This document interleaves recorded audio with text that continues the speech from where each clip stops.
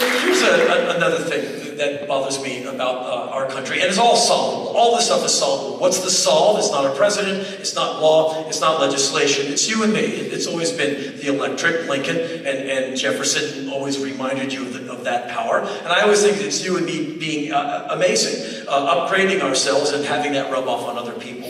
Here's the thing in this country that also bugs me, like things like body shaming and victim blaming and perceptions of other people. Well, she's a woman, so she can't know anything. Or he's a liberal, so he must be lazy. Or he's a conservative, so he must be an idiot. And these things are rarely true because when you broad brush, it's fun, but rarely does it hit the mark. And so here's just a quick story on perception. Many years ago, I was a temporary New Yorker. I was born in Washington, D.C. I've been living in Los Angeles or Southern California on and off for many years. But my bandmates in the 90s were New Yorkers. And they said, look, move to New York, get an apartment for a year, and we'll all live happily in the East Village, and we'll make music, and that'll be the deal. I said, done. It was really fun being a New Yorker. And so I was living at 7th and 2nd, and band practice was at 1st and A at Context Rehearsal Studios. And one day in 95 or 96, I get to Context at 11:50 for a 12 noon band practice. And I get there early because I put the punk in punctual. So, amazing, I've never said that before. Anyway, so I get to band practice early. And I'm in the front green room area waiting for my bandmates to come staggering in. And I'm alone except for a single male, African-American, light-skinned, shaved head, wearing a really cool suit, open collar, sandals. He looks like a male model. And he nods at me, and I nod politely back. And he stands up, and the guy keeps going, he's really tall. I'm really short, so everyone's tall to me. But he was tall. And he walks over to me. I'm like, wow, he looks like he just walked out of GQ magazine. And he looks down and goes like, you're Henry Rollins. I said, yes, I am. He said, I'm a big fan of yours. I said, thank you, sir. And I shook his head. He said, my name is RuPaul. And I'm like, oh!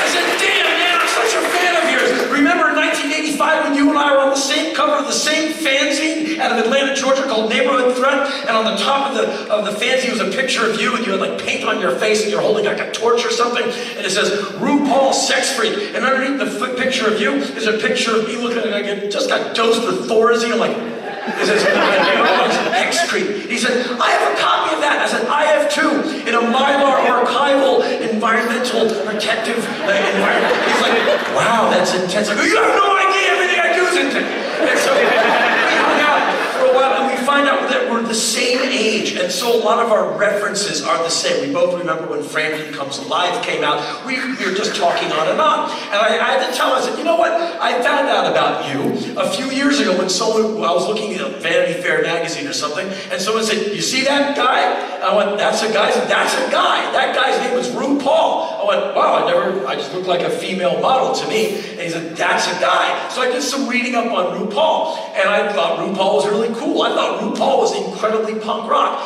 To be a male in this country and dressed like a woman, someone wants to kick your ass. Someone wants to come out of their pickup truck and beat some freedom into the front of your face right now. So to be that tall, wearing a wig that's 3 feet tall, and it's like 10 feet tall, and to say, I'm RuPaul, I'm not leaving, bite me, I think that is not only extraordinarily punk rock, but maybe, just maybe, RuPaul has kept some people alive in the world. Because out in the world, people can be very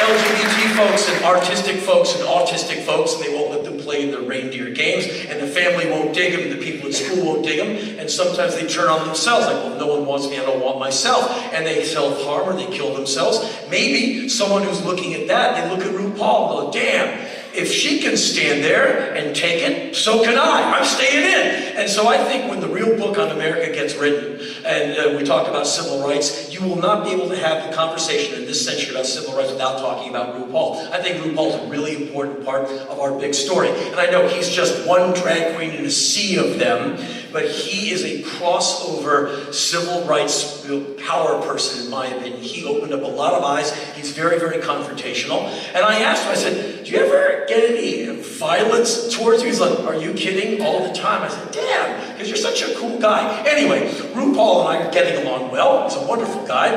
And my bandmates come staggering into band practice. I said, fellas, RuPaul. And they're like, wow, and they all shake RuPaul's hand. And it's a friendship that lasts to this day. We are all still pals with RuPaul. And every once in a while, RuPaul will drop me an email out of the blue. Hey Henry, it's RuPaul. I was thinking of you today, and I hope you're doing well. RuPaul.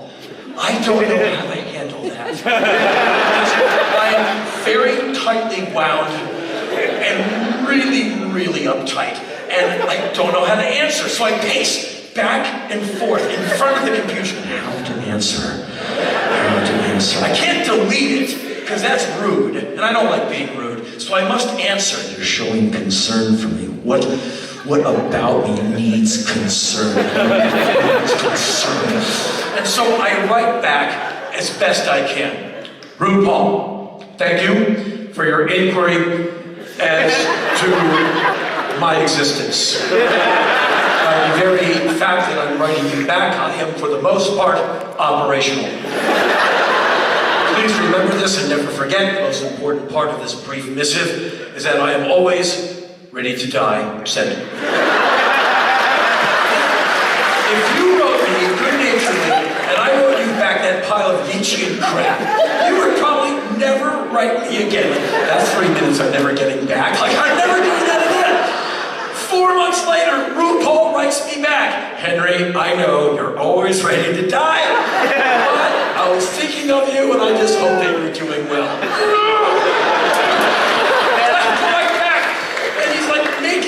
A better person. Like the second email, I'm like, thank you very much. I actually am feeling pretty good, except for last night where I'm like, what am I doing? And so he keeps in touch, and he's just a really good guy.